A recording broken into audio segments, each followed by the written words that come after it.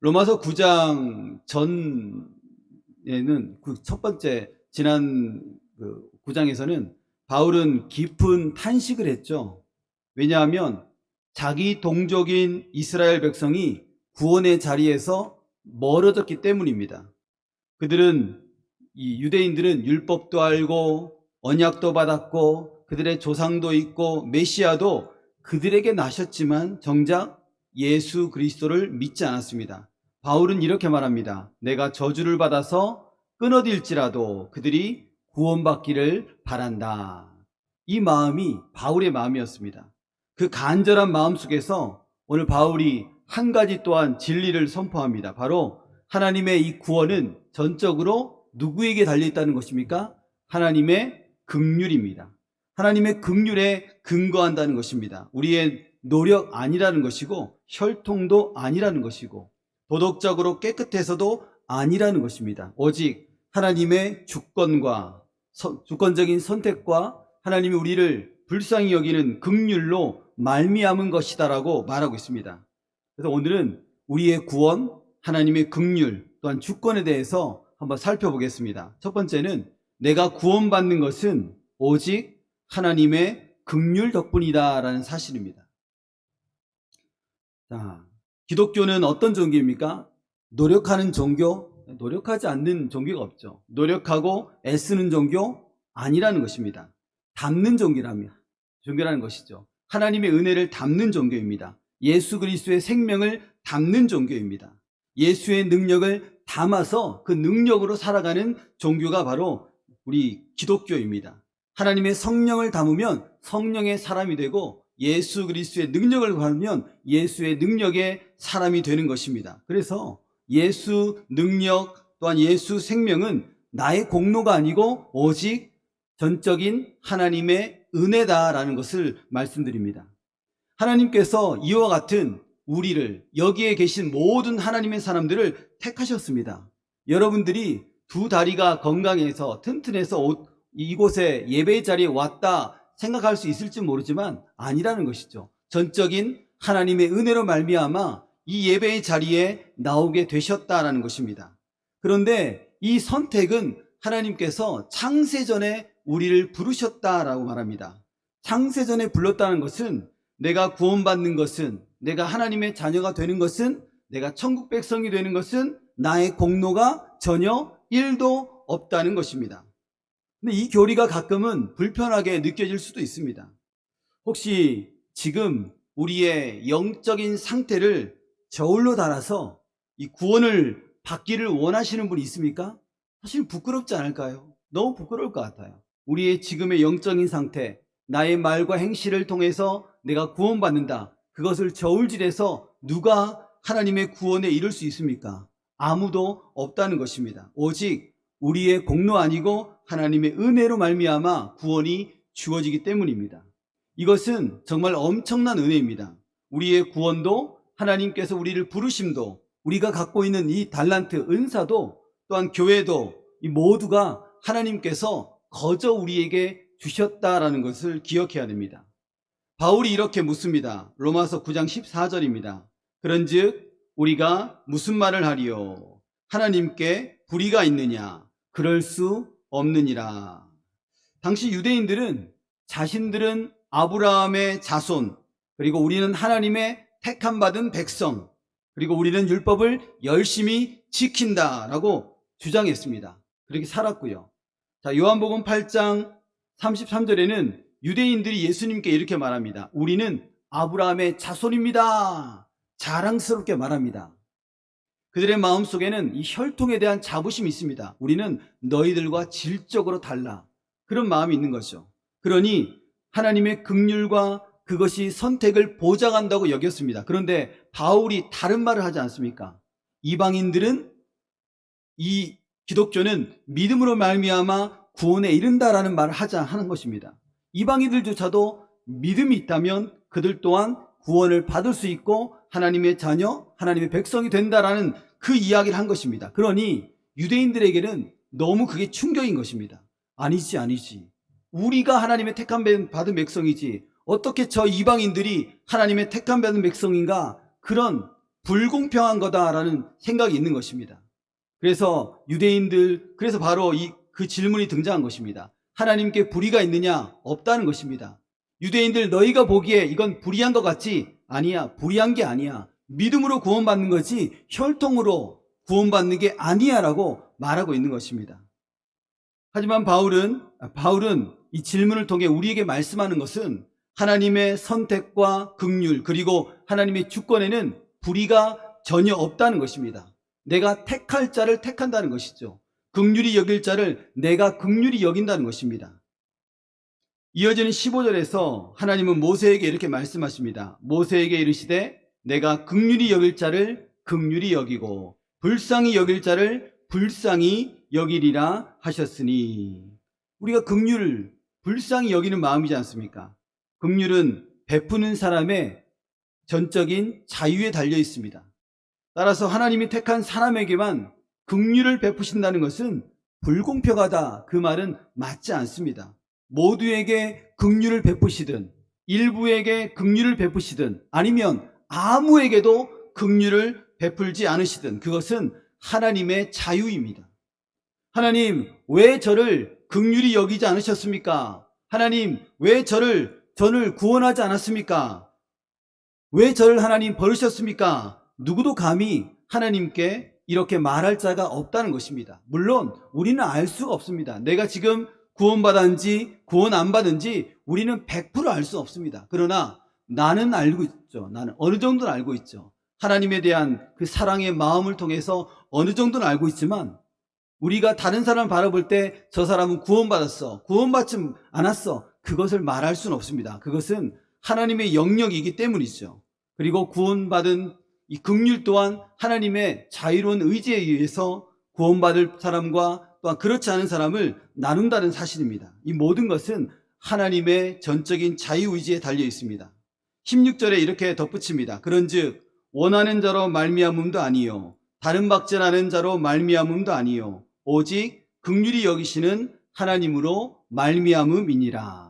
여기서 계속 이야기하는 게 긍휼입니다. 긍휼히 여기시는 하나님, 일부를 구원하든 전부를 구원하든 그것은 하나님의 긍휼에 달려있다. 그러니 그것 가지고 누구도 말할 수 없다라고 말합니다. 누가복음 15장에 보면 이 탕자의 이야기 나옵니다. 탕자의 이야기. 탕자가 집으로 돌아오죠. 나간 탕자가 집에 돌아옵니다. 렘브란트의 그림 탕자의 귀향에는 아들을 기다리는 아버지의 눈을 그렸는데 그 눈은 장님입니다. 눈이 안 보이는 시각 장애인으로 그려져 있습니다. 그만큼 이 탕자의 아버지가 아들이 돌아오기를 얼마나 고대하고 간절히 기다렸는지 그것을 보여주고 있습니다. 그 아들이 돌아와서 무슨 착한 일, 선한 일을 하기도 전에 아버지가 그 아들을 보고 손가락에 반지를 끼워줍니다. 그리고 신을 신기고 옷을 입히고 그리고 잔치를 베풀어 줍니다.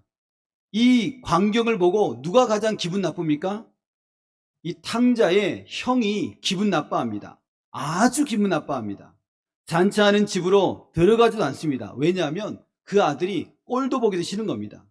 아버지가 밖에 나오자 아버지에게 적극적으로 항의합니다. 아버지, 어떻게 저런 놈에게 저런 은혜를 베풀 수가 있는 겁니까? 그러자 아버지가 이 형에게, 아들에게 말합니다. 예, 너는 항상 나와 함께 있지 않니? 내가 가진 모든 것이 너의 것이지 않니? 그러나 내 동생은 죽었다가 살아났으니 우리가 이렇게 잔치를 베풀어주고 기뻐하는 것이 마땅하지 않겠니? 라고 아들을 설득합니다. 그리고는 성경에 그 이야기가 갑작스럽게 그냥 종결돼 버립니다. 두 형제가 화해를 했다는지 또는 두 사람이 열심히 돈을 벌어서 아버지를 유럽 여행 보냈다든지 그런 이야기가 전혀 없습니다. 왜 그럽니까? 이 아버지의 사랑은 아들의 행위에 기초하지 않기 때문입니다. 아버지의 사랑은 아들의 행위에 기초하지 않는다는 사실을 기억해야 됩니다. 아마데우스라는 영화가 있습니다. 안토니오 살리에리. 그는 황실 궁정 음악가입니다. 그리고 경건한 신앙인이었습니다. 그는 자신보다 훨씬 뛰어난 한 사람을 시기와 질투했습니다. 그가 누구냐면 모차르트입니다. 모차르트를 만나면서 그의 삶이 송두리째 흔들려 버렸습니다. 이 영화는 이 탕자의 이야기에 기반한 어떤 영화인 것 같더라고요. 아마데우스, 즉 이 등장하는 모차르트는 품행은 좀 엉뚱하고 바람기도 있었지만 음악적으로는 타의 추종을 불허하는 천재였습니다. 그러나 그 안에 있는 궁정 악사 살리에리는 바른 생활을 했습니다. 그리고 열심히 살았습니다. 그러나 모차르트의 천재성 앞에서 어찌할 수가 없는 겁니다. 이기고 싶은데 도무지 이길 수가 없습니다. 그 앞에 그는 좌절합니다. 그리고 이렇게 외칩니다. 하나님, 왜 저런 자에게 그런 능력을 주시는 겁니까? 저렇게 바람둥이에게, 저렇게 엉뚱한 이에게 왜 이렇게 천재적인 재능을 주시는 겁니까? 라고 하나님께 외칩니다. 맞습니다. 모차르트가 받은 이 음악적 탁월한 달란트, 이 은사는 거저받은 것입니다. 거저받은 것입니다. 그것처럼 우리도 은혜, 하나님 주신 이 은혜 거저받은 것입니다. 그러니 감사하지 않을 수 있겠습니까? 감사할 수밖에 없는 것입니다. 사랑하는 여러분, 하나님은 당신의 긍휼로 우리에게 은혜를 베풀어 주셨습니다. 그러므로 우리는 구원을 말할 때마다 이렇게 하나님께 고백해야 됩니다. 하나님의 긍휼하심으로 나는 구원받은 하나님의 자녀가 되었습니다. 하나님의 긍휼하심으로 나는 천국 시민이 되었습니다. 하나님 감사를 드립니다. 하나님 영광을 돌려드립니다 하면서 늘 하나님 앞에 감사 올려드리는 우리 모두가 되시기를 바랍니다. 두 번째로 하나님은 악도 당신의 뜻 안에서 사용한다는 놀라운 사실을 우리에게 말씀하십니다. 하나님의 주권이 그러하다는 것이죠. 하나님이 긍휼을 베풀시기로 작정한 자들에게, 택하신 자들에게 기꺼이 하나님이 구원의 은혜를 베푸신 것처럼, 구원의 손길을 내민 것처럼 하나님은 하나님을 대적하는 사람을 그대로 내버려 두십니다. 이게 큰 저주입니다. 제가 볼 때. 내버려 두는 것. 아이들도 말 안 들면 내버려 두지 않습니까? 그래, 네 마음대로 한번 해봐라. 얼마나 너가 잘 되는지 보자. 바울은 이 본문에서 바로로 예를 듭니다. 바로를 예로 듭니다. 바로는 하나님께 저항하기로 마음 먹었습니다. 10가지 재앙, 그것까지도 감당하지, 그 10가지 재앙까지도 다 당했으면서 결국에는 하나님을 또 대적하거든요. 하나님은 그렇게 끝까지 하나님을 대적한 바로를 이제 내버려 두기로 작정하셨습니다. 9장 18절입니다. 그런즉 하나님께서 하고자 하시는 자를 긍휼히 여기시고 하고자 하시는 자를 완악하게 하시느니라. 여기서 완악하게 했다라고 하니까 하나님이 그의 마음을 막 선한 마음인데 그의 마음을 뒤틀리게 해서 악한 마음을 바꿨다, 이런 느낌이 들지 않습니까? 그런데 그게 아닙니다. 인간은 원래 악합니다. 원래 악합니다. 바로도 악하고 모세도 악합니다. 원래 악하니 내버려 두면 어떻게 변합니까? 사나워집니다. 내버려 두면 시기합니다. 질투합니다. 거칠어집니다. 죄에 대해서 무뎌집니다. 하나님은 하나님을 적극적으로 대적하는 자를 처음에는 어르고 달래죠. 그러다가 결국 그 마음을 내버려 둡니다. 그러므로 내버려 두는 게 가장 무서운 벌인 것을 기억해야 됩니다. 내버려 두니 본래 바로의 마음속에 있는 이 악한 본성들이 완벽하게 완악해지는 것입니다. 사나워지고 거칠어지고 무뎌지는 것이죠. 우리의 악한 본성, 이 본성 위에 하나님의 은혜가 임해야 됩니다. 우리의 악한 이 본성은 언제든지 튈 수 있지 않습니까? 언제든지 다른 사람들의 마음에 생채기를 낼 수 있습니다. 이 악한 본성 위에 하나님의 은혜가 임해야지 하나님의 백성다운 삶을 살아갈 수가 있습니다. 이 본문에서 이제 하나님은 하나님을 대적하는 바로를 내버려 두었다고 했습니다. 중요한 것은 이렇게 악한 바로조차도 하나님께서는 당신의 영광을 위해서 사용한다는 사실입니다. 로마서 9장 17절입니다. 내가 이 일을 위하여 너를 세웠으니 곧 너로 말미암아 내 능력을 보이고 내 이름이 온 땅에 전파되게 하려 함이라 하셨으니, 하나님께서는 선인도 사용하시고 하나님께서는 악인도 사용하심을 보여주고 있습니다. 요셉을 노예로 팔아버린 그 형들, 우리 너무나 잘 알지 않습니까? 그러나 그 형들을 통해서 많은 백성들의 생명을 주께서 살리셨습니다. 현재 새벽기도 때 열왕기상 하고 있습니다. 특별히 열왕기상 22장을 지금 4일째, 3일째 하고 있는데 그 등장하는 왕이 아합 왕입니다. 아합 왕은 거짓 예언자들에게 속았습니다. 그리고 전쟁에 나가면 안 되는데 전쟁에 나갔습니다. 나갔다가 죽임을 당했습니다. 아합의 죽음은 선지자들에 의해서 예견된 것이었습니다. 하나님은 거짓 선지자들의 입술을 통해서 아합을 심판하셨습니다. 하나님께서는 이와 같이 선한 사람들 뿐만 아니라 하나님을 적극적으로 대적하는 그 이들조차도 하나님의 뜻을 위해서 사용한다는 사실을 말씀하고 있습니다. 저의 바람은 바로처럼 또는 거짓 선지자들처럼 그렇게 하나님께 쓰임 안 받았으면 좋겠습니다.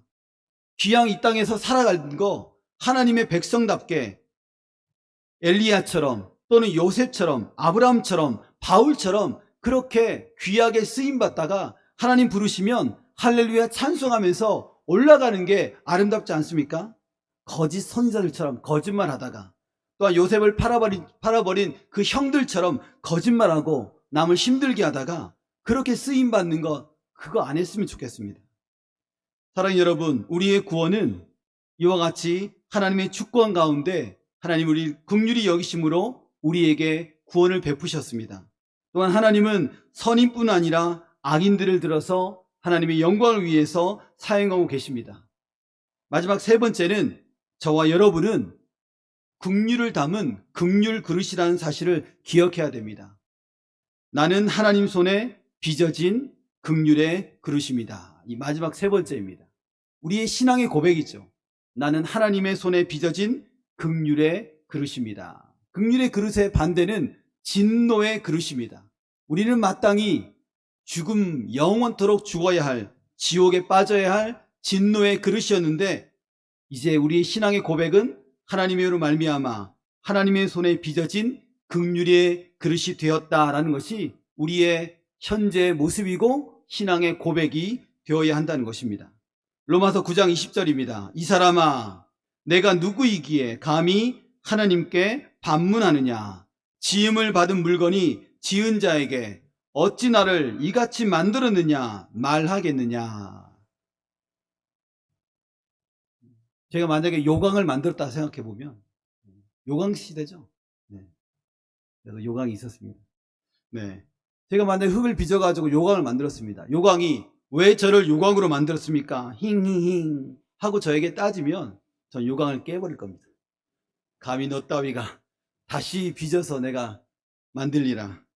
흙덩어리가 왜 나는 물컵이고 왜 쟤는 유럽풍 고급 접시입니까? 라고 따집니까? 못 따진다는 거죠. 흙은 흙일 뿐입니다. 하나님은 토기장이십니다. 우리는 진흙입니다. 진흙이 토기장이에게 항변할 수 없습니다. 왜 나를 이렇게 보기 흉한 물건으로 빚었습니까? 이런 항변이 불가하다는 것입니다. 9장 22절입니다. 만일 하나님이 그의 진노를 보이시고 그의 능력을 알게 하고자 하사 멸하기로 준비된 진노의 그릇을 오래 참으심으로 관용하시고. 우리는 원래 오늘 말씀처럼 진노의 그릇입니다. 모두가 죽어 마땅한 사람들이었다는 것이죠. 그러나 하나님의 주권으로 하나님의 긍휼 안으로 우리는 부르심을 받았습니다. 이 부르심이 얼마나 큰 은혜입니까? 구별된 백성으로 하나님께서 우리를 택했다는 것입니다. 그래서 우리는 매일 하나님 앞에 고백합니다. 하나님, 제가 살아있는 것이 하나님의 은혜입니다. 하나님, 제가 구원받는 것이 하나님의 은혜입니다. 하나님, 지금 예배의 자리에서 하나님만을 예배하는 것이 모두가 하나님의 긍휼 덕분입니다. 라는 신앙의 고백을 드려야 된다는 것입니다. 이제 우리는 하나님께 감사함으로 주께 받은 이 긍휼, 나 혼자만 담고 있지 말고 긍휼의 그릇이시라고 담고 있지 말고 내가 받은 이 긍휼을 다른 사람들에게도 흘러보내는 그런 일들을 해야 됩니다. 이것이 바로 복음을 전하는 일이죠. 내가 받은 은혜, 내가 만난 하나님, 내가 만난 예수님, 나를 십자가에서 구원하신 그 십자가의 사랑을 나만 알고 있는 것이 아니라 흘러보내는 그 일들을 우리 모두가 해야 됩니다. 말씀을 정리하겠습니다. 사랑하는 여러분, 우리는 모두 하나님의 긍휼로 살아가는 존재입니다. 긍휼이 우리의 삶의 동력이라는 것이죠. 내가 이 자리에 있는 것, 구원받는 것, 천국 시민으로 살아가는 것, 이 모든 것이 하나님의 선택, 하나님의 긍휼 덕분입니다. 그러니 그 어떤 것도 자랑하지 말고 오직 교회에 오시면 하나님께 감사, 하나님께 영광 돌려드려야 됩니다. 구역 예배할 때도 우리 자녀 자랑, 내 집안 통장에 있는 그런 잔고 자랑, 아니면 내가 갖고 있는 그 어떤 것 자랑하지 말고 오직 하나님 자랑, 하나님의 은혜를 증거하고 그렇게 구역 예배도 드려야 됩니다. 왜냐하면 구역 예배 때 보면 그런 것이 없는 분들이 있거든요. 자녀 자랑할 것 없고, 통장에 잔고 자랑할 것이 없고, 건강 자랑할 것이 없는 분들이 너무 많은 거예요. 그런데 그 안에서 사람 자랑하면 상처받는 거죠. 그러나 그 안에서 예수님 자랑하면 다시금 회복의 물결이 구역에 크게 임한다는 사실입니다. 그래서 우리는 결코 우리 자랑, 우리 자녀 자랑, 통장 잔고 자랑하지 말고 하나님 자랑, 예수님 자랑, 성령 하나님 자랑을 해야 됩니다. 왜냐하면 우리가 그 은혜 가운데 구원을 받았기 때문입니다. 구원받은 백성으로서 내가 구원받은 그 은혜를 세상으로 마음껏 흘려보내는 우리 모두가 되시기를 축원합니다.